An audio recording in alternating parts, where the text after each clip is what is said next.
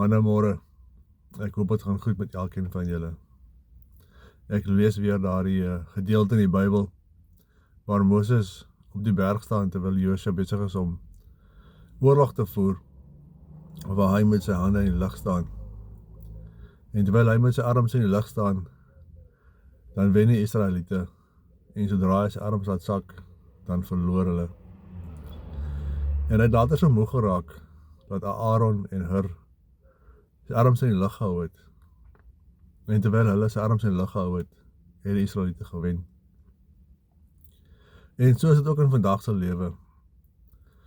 Solank jy jou arms in die lug hou en jy God dien, dan wen jy in die geestelike lewe. Maar as jy daardie oomblik vat, jy draai jou gesig van God af, dan wen die geestelike lewe die verkeerde kant daarvan teenoor jou lewe. Maar 'n man kan nie elke dag sy hande in die lug hou nie. Man raak moeg, man raak afgemat.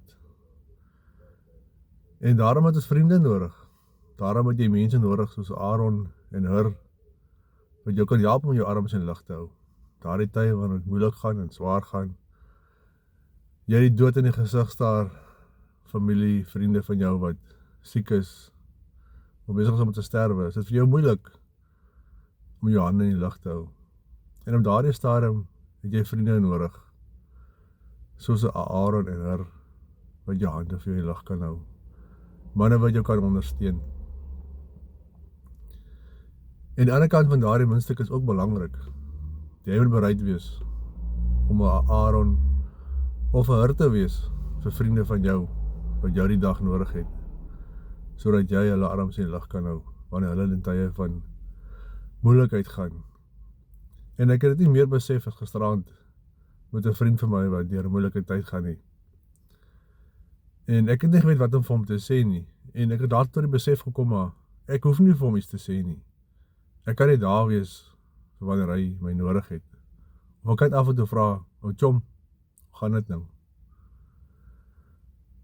En ja, jy vandag 'n vriend het wat deur 'n moeilike tyd gaan, jy weet wie hy is. Jy weet wie jou vriende is, wat geliefdes het wat deur siekte gaan. Of hy self gaan self deur siekte. Moenie maak wat ons almal maak en sê, "Ag, ek wil hom nie steur nie." Gaan vra, "O chom, hoe gaan dit?" Hy het dit nodig. Tye waar my moeilik gegaan het, ek nie waarom sy lig kon gehou het ek vriende gehad, het vir my gevra het, "O chom, hoe gaan dit?" Ek het al Aarons en Hurs gehad, en hulle het my vriende, hulle was daar, hulle het my arms in die lug gehou. En moeilike tye sal kom. Ons is nie daarvan vrygespreek, omdat ons net in Jesus Christus glo nie.